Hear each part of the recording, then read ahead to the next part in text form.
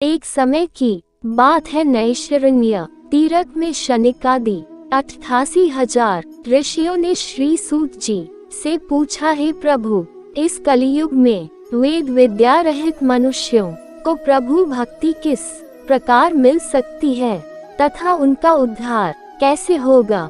हे मुनि श्रेष्ठ, कोई ऐसा तप बताए जिससे थोड़े समय में ही पुण्य मिले और मनवांछित फल भी मिल जाए। इस प्रकार की कथा सुनने की हम इच्छा रखते हैं।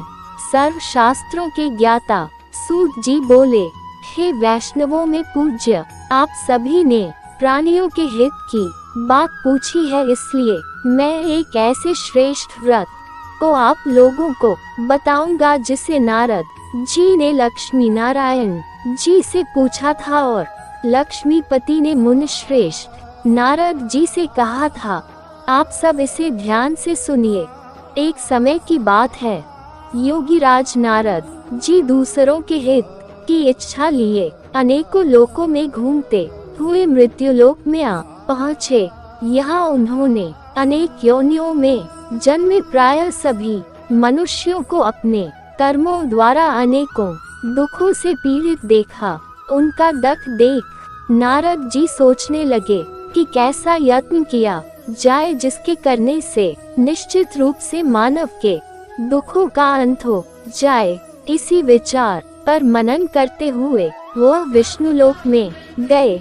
वहाँ वह देवों के ईश भगवान नारायण की स्तुति करने लगे, जिनके हाथों में शंख चक्र गदा और पद्म थे, गले में वरमाला पहने हुए थे। स्तुति करते हुए नारद जी बोले, हे भगवान, आप अत्यंत शक्ति से संपन्न हैं, मन तथा वाणी भी आपको नहीं पा सकती है। आपका आदि मध्य तथा अंत नहीं है। निर्गुण स्वरूप सृष्टि के कारण भक्तों के दुख को दूर करने वाले आपको मेरा नमस्कार है।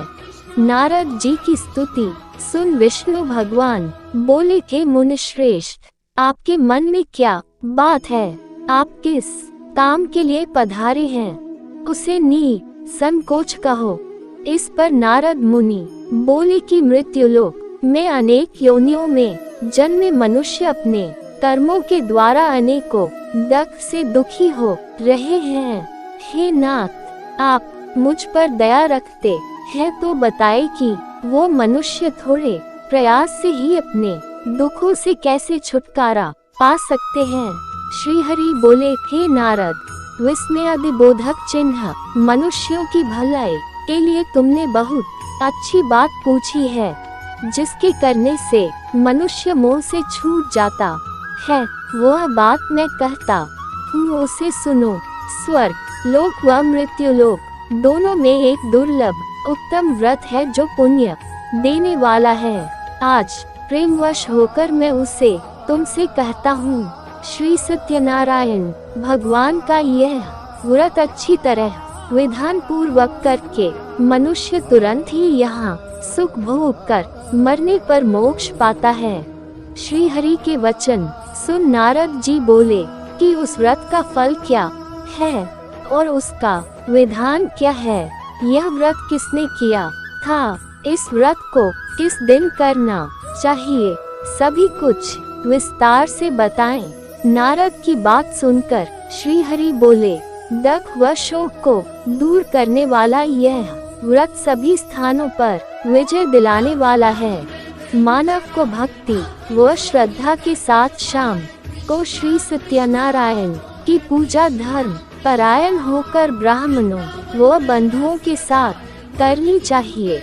भक्ति भाव से ही नैवेद्य, केले का फल, घी, दूध और गेहूं का आटा सब आया ले।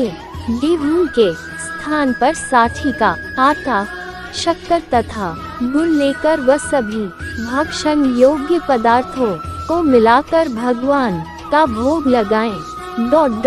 ब्राह्मणों सहित बंधु बांधवों को भी भोजन कराएं। उसके बाद स्वयं भोजन करें। भजन कीर्तन के साथ भगवान की भक्ति में लीन हो जाएं। इस तरह से सत्यनारायण भगवान का यह व्रत करने पर मनुष्य की सारी इच्छाएं निश्चित रूप से पूरी होती हैं। इस कली काल अर्थात कलियुग में मृत्यु लोक में मोक्ष का यही एक सरल उपाय बताया गया है।